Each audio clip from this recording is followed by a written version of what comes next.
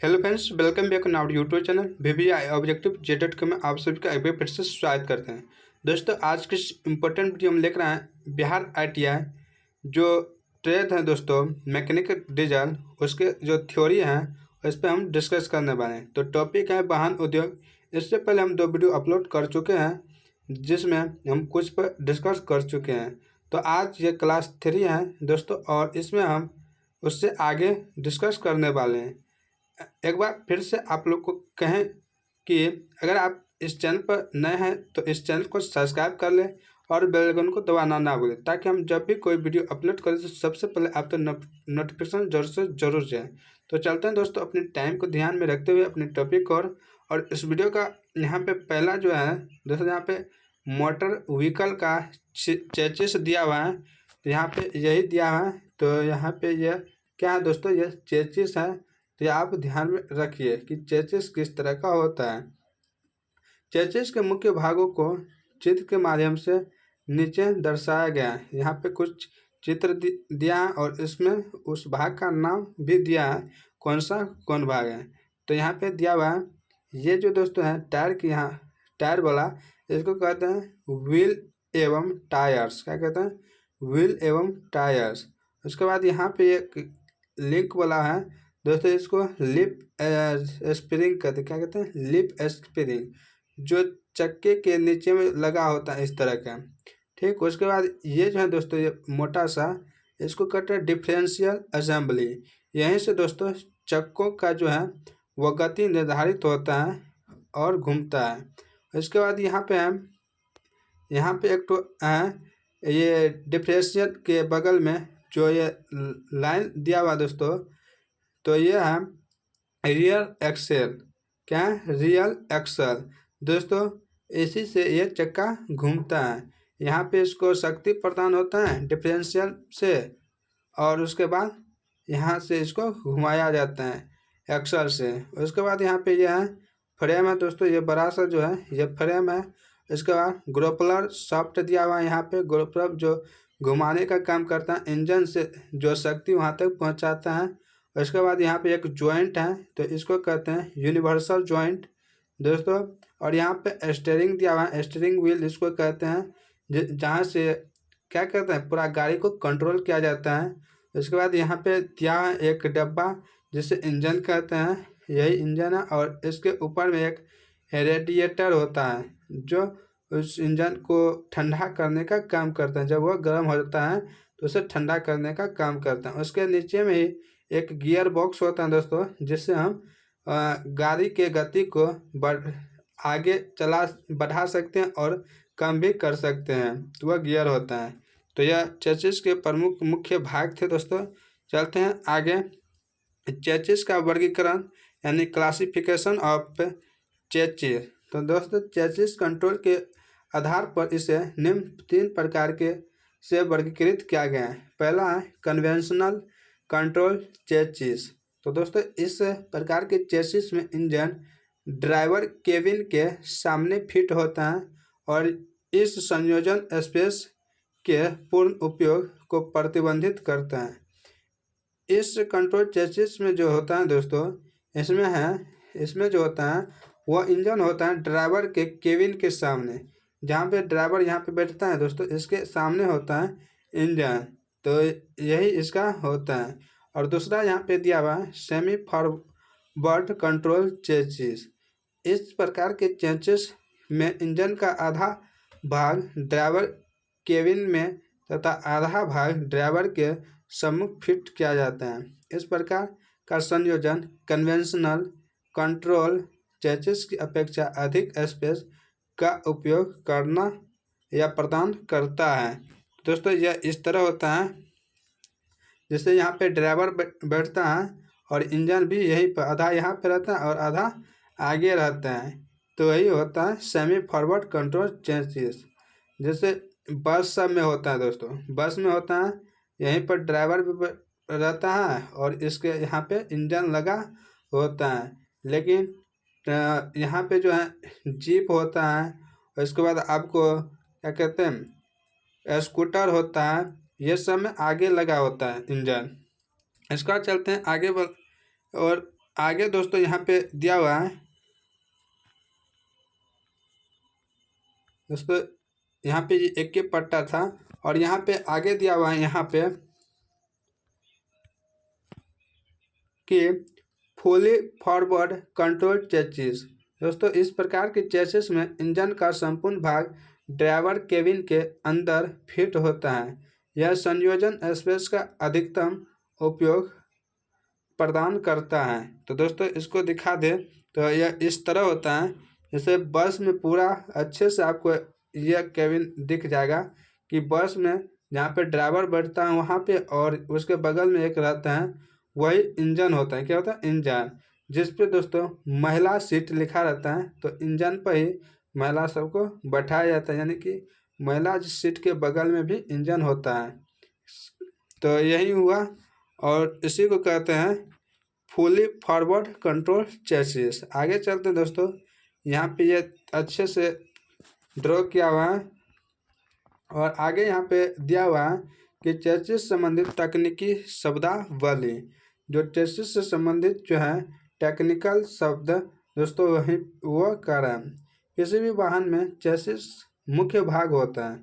जो चेसिस है वो क्या होता है? मुख्य भाग। इसी पर सब इसको मानो तो आधार होता है। बस या ट्रक का वाहन का क्या होता है? आधार होता है। इसी पर उसका पूरा चीज लगा होता है। अतः इससे संबंधित विविध पदों या शब्दों का भी प्रशिक्षुओं को पर्याप्त ज्ञान होना चाहिए। कह रहे हैं इससे जो संबंधित जितने भी शब्द होते हैं वह विद्यार्थी या इसका जो अध्ययन करते हैं उसको पर्याप्त ज्ञान होना चाहिए। यहाँ पर इससे संबंधित कुछ अनिवार्य शब्दों या पदों का उल्लेख किया जा रहा है। तो पहला यहाँ पे दिया हुआ है फ्रंट ओवर हैंग। दोस्तों फ्रंट ओवर हैंग क्या है? यह अगले पहियों के हब के सेंटर से आगे चेसिस तक की दूरी है। फ्रंट ओवर हैंग जो है दोस्तों, यह अगले पहियों से, यहाँ पे जो अगला पहिया होता है दोस्तों, यहाँ से लेकर के हब के सेंटर तक बीच में जो वही बोले थे दोस्तों, बीच में वहाँ से लेकर चेसिस तक की दूरी होती है, उसी को फ्रंट ओवर हैंग कहते हैं। आगे आपको चित्र में दिखा देंगे, आगे चलेंगे तो चेसिस ओवर हैंग दोस्तों यह मोटर वाहन अधिनियम में बस चेसिस में रियर ओवरहैंग को बड़ा कर दिया जाता है। इस चेसिस में इसको अधिनियम के यानी एक्ट के अनुरूप और बढ़ाया जा सकता है। चेसिस के इस बढ़े हुए भाग को ही चेसिस ओवरहैंग कहते हैं, यानी कि जो चेसिस जो अधिक बढ़ा रहता है उसी को चेसिस ओवरहैंग कहते हैं। उसका यहाँ पे दिया हुआ है कि लंबे व्हील बेस वाली चेसिस। तो मोटर वाहन अधिनियम के अनुसार आधार चेसिस में कम यात्री ही बैठ पाते हैं। तो ऐसे में वजन और क्षमता में वृद्धि करने के लिए चेसिस को लंबा रखा जाता है,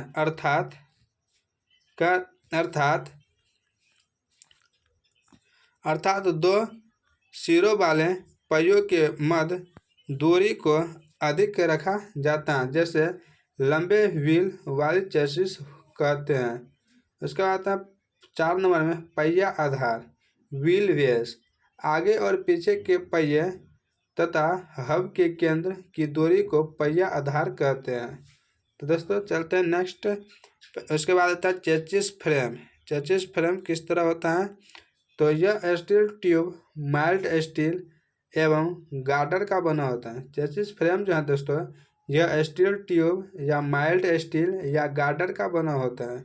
यह चेसिस की मुख्य इकाई हैं जिनमें अन्य सभी असेंबली या भागों को विभिन्न प्रकारों से फिट किया जाता है।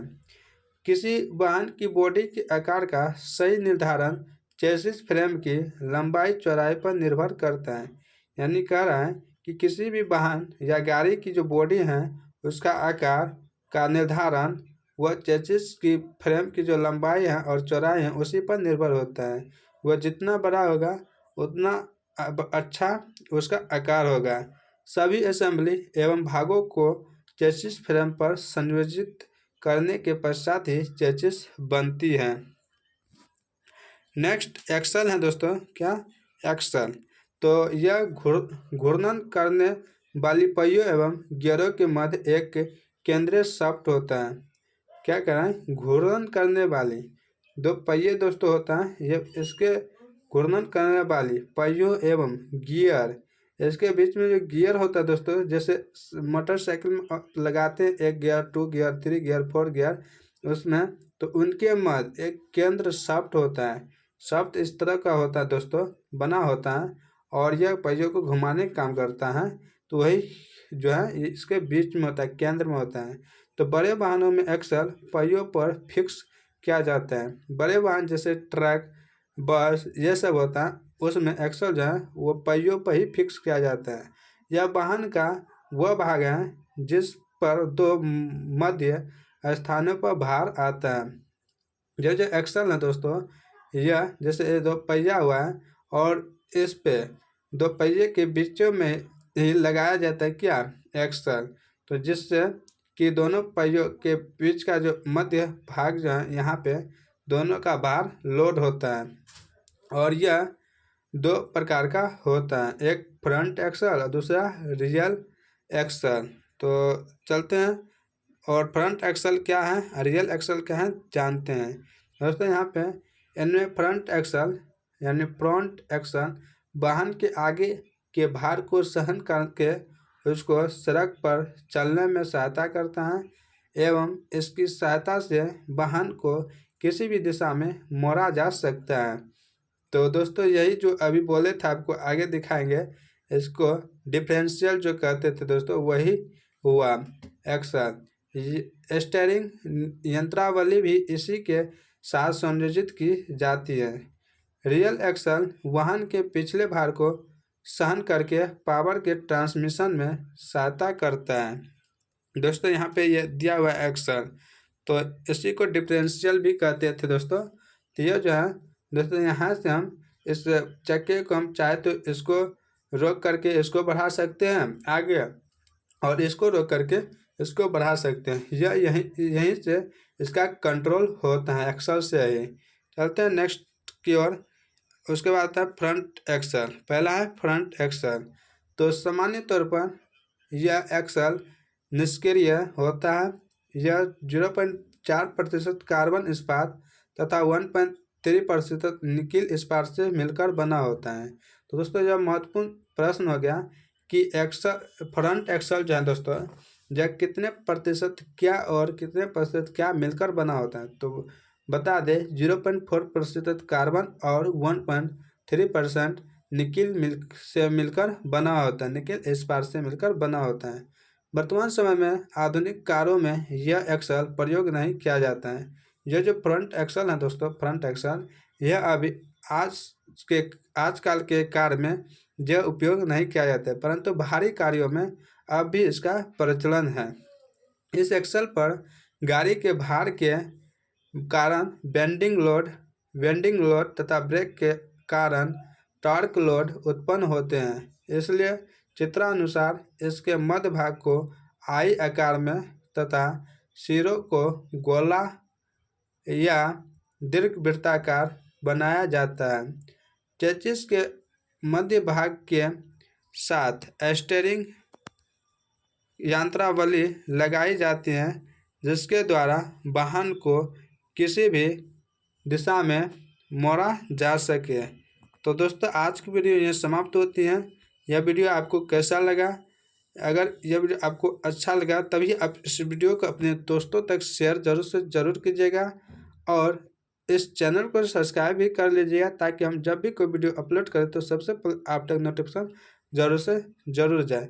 तो कमेंट कर आप बताइएगा कि इसी तरह की वीडियो और लाएँ और इसमें और कुछ भी ये त्रुटि है तो आप बताइएगा, उसे हम ठीक करने की कोशिश करेंगे, सुधारने की कोशिश करेंगे। उम्मीद करते हैं आप यह कीजिएगा।